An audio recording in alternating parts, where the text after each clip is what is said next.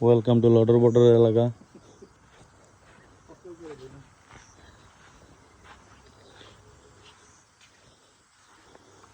চিন্তা করছে কোন জায়গায় কি করছে। হ্যাঁ, এটা হলো গাছের প্রজেক্ট, ওটা হলো মাছের প্রজেক্ট, হলো পাহাড়।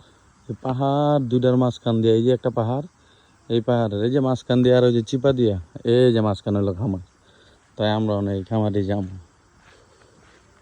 এই হলো গাছের প্রজেক্ট পাহাড়ের চিপার মধ্যে। লাল বালু, সব লাল বালু, লাল মাটির পাহাড়।